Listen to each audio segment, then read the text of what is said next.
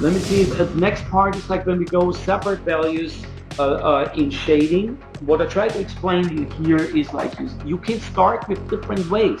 So if you want to have a tattoo which is more looking in the darker section, then you would start with a dark gray. You would use almost a black, like a charcoal almost, you know. Black and black is not the same.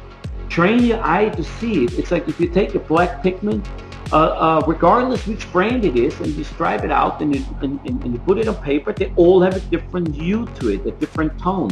Play with it. That's what's gonna make your shading and your black and gray shading piece individual. It's important that you like do that to really become the best who you are. The second part is you can have a pre-mixed color like about this one. Then your tattoo will go more in a grayish look. It's not going to be as dark. It's going to have this soft look. There's a lot of people on the West Coast who are using that style. It's a lot of cholo style tattooing. It's very, very well. These people are super trained in it. So look at it. It gives you this soft, velvety look when you do it this way. You can also start like this with a really light. This is maybe, I would say, 10% of black and 90% liquid.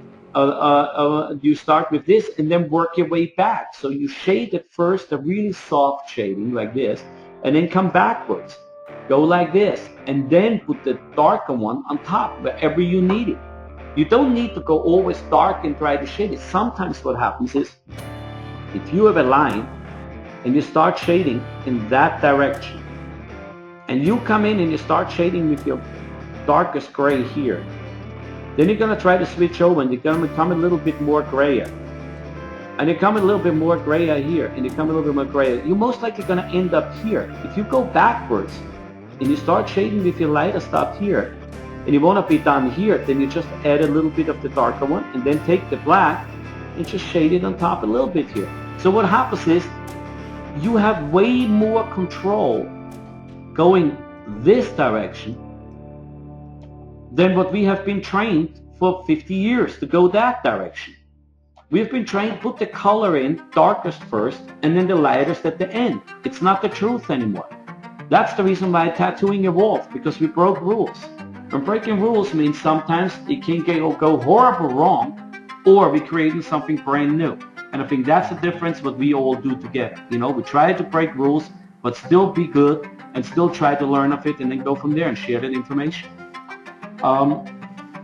So this is and then you can go to the white. Of course, the white you can use always to highlight and come backwards. You know, you can also try to layer some white in, make it very soft, and then try to shade on top of the white. It's an incredible effect. So you go here and say, like, you put a white area in. Sometimes you want to make it, let it heal, and then next time shade a soft gray on top of it. It's an achievement you can't get if you go in the opposite way. It is impossible to achieve.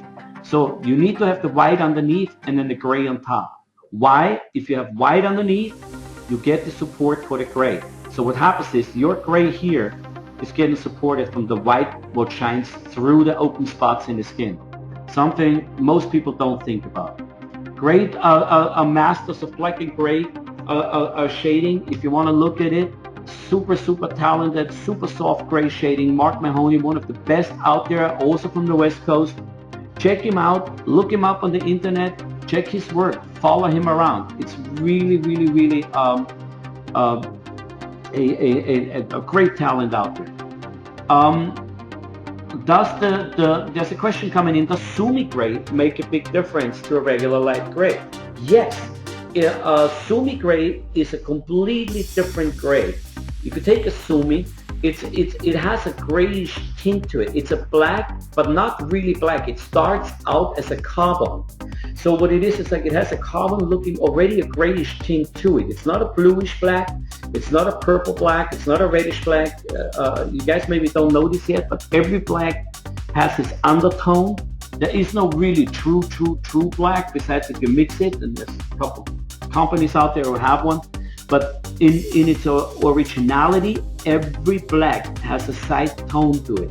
And if you really focus and you put this on a white piece of paper and just drop it out and put a lamp on top of it, like a regular let's say, office desk lamp. Turn all the light out in your room and just look at the different colors. When you spread them out, you will see the subtones in the black. Some are more grayish, like carbon fiber, which is considered black, but it looks more grayish. Or you have a black which looks more bluish or more reddish. So it's also going to have a huge difference when it heals up.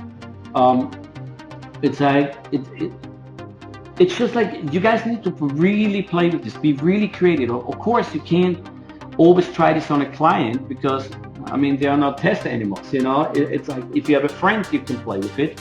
But if you do a lot of testing at home and just understanding what you work with and train your eye to see it, you're gonna see like I mean we're all part of the Intenze team. You know, it's like if you learn this and you understand this and you train yourself in this, together we are pushing the possibilities of a tattoo work to a completely new level, a level what hasn't been achieved by anybody. And this is only possible if all of you guys try this together and then give feedback to each other, because that's really where we go to the next level.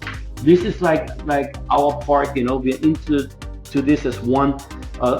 Listen, we all live on one globe and we want to create the perfect tattoo, right? So why not work together on it? It's the biggest part. There's questions coming in, guys, about specific brands.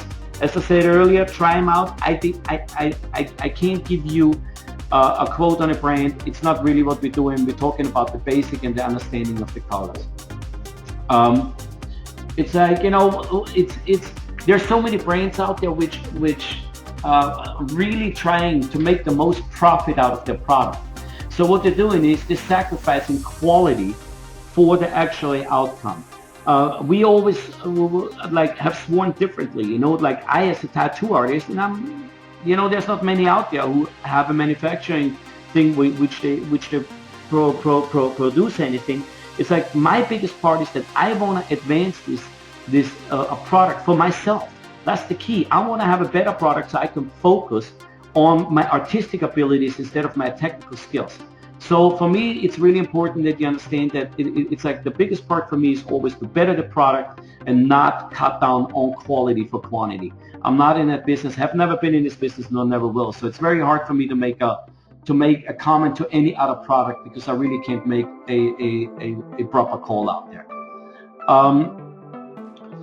The next part is what's the difference between intense shading solution and distilled water? Good question, Brett. There is a difference. Distilled water is what it is. Distilled water. Intense shading solution is remixing our shading colors, like our shading products, with a specific dilution. So it's not only distilled water. There's some carriers in it. There's some part in it what makes the color smoother, what binds it better. So there's some other additional products in it. That's the difference. Distilled water is distilled water, and a shading solution is specifically made for shading with our product. That's all what it is. Try them out both. Maybe you like distilled water better. I don't know. You know, it's like we just try to create something again, something to make it easier for the general public and for everybody else to like focus more on the artwork instead of the product. It's like everything we make and I use. So basically what happens is like whatever we're getting out there went to a stringent part of testing and trying and, you know, between my whole team and me and intense clients. Like we go out and we send people test products to test it out and give us feedback for 6 months, 8 months to find out how they feel. So, but the biggest part is really trial. So choose whatever you like, you know. What about a cutting solution over just using water? I would not use regular water. Regular water is not clean enough. So it's like if you use regular water, be very careful where you live. There's different countries where you can't drink the water. So I wouldn't use it for tattooing. So there's just a little part, you know, where you have to think a little bit further. Did we use regular water? Yes, way back in the day. Did we also work with no gloves? Yes, we did, way back in the day. It's like, you know, like in 1892, we were all riding horses. Now we're driving Lamborghinis and Ferraris and whatever you like, you know, you can fly to the moon. So it's like technology involved. So I think you should use the proper cutting solution. How can I avoid getting tracks of the needles when spinning shading? I don't know which tracks it's talking about. Uh, you use you maybe too your color is too dark and your machine is running too hard. That would create a track. Just that's a specific answer I'm giving you right now. Your color is too dark and it runs too hard. And it brings us to the next shade. When you look this here, it's like shading on top. So when you look at the first picture, to see a shading is like that. This is a basic part of shading which is done a million times. We're not saying if it's good or bad. I'm just trying to create an understanding between two different techniques. There's no really light direction or logic of this shading. You can see a little bit here, but it really doesn't reflect here because the shade is underneath here and then the shading comes here. Not that it's a bad tattoo, nor that I want to judge the tattoo, but the basic of shading is not reflected correctly in this part. The feeling of a pattern in areas that should be organic. There is no feeling, there's no life in this. It's a regular, it's just a picture. It's almost like you look at a clip art. That's what's happening here. And this is maybe the best ability of the artist he has, but this is what we're trying to achieve, to change for all of you, that you can focus on this, and this is the outcome. There's no, there's just very hard shading here. You see, like this is what happens when you usually start from dark to light. You start the shading here, and then you end up here, but you don't know if you're on the right spot. You don't know here, most likely you shaded out to here, this part, and then we ended up over all the way here because now we needed to create a shade. That's the part we want to work on. It's just too light, there's no feel, no depth. Advanced shading techniques, something like this. You see a very distinctive pattern here. It's very strongly shaded on this part. This is to set this off from the skin. And then all the hairs were done in the beginning. All this shading you see here, all that part, all those shades were done afterwards.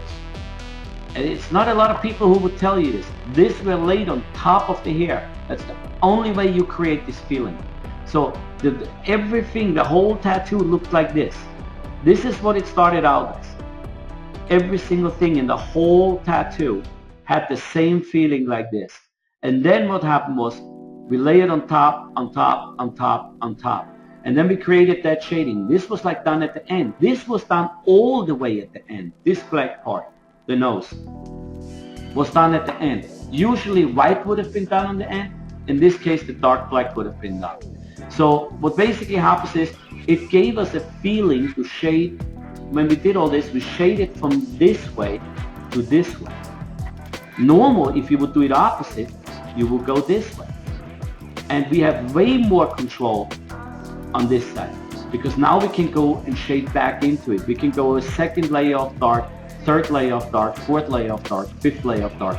So it helps a lot to create this tattoo. So it makes it a lot different. You can create on the depth, you can work on this, you can leave this light, you can work darker here. And this is all done with top shading. Also, this picture was taken as the tattoo was finished. So this is not a heel tattoo. This is not like, there's no redness. It hasn't been changed in its color. This is how the tattoo looked when it was done. There's absolutely no redness. It's very soft feather. It has been touched. It is not deeply. It's touched almost like you want to tickle the person who you work on.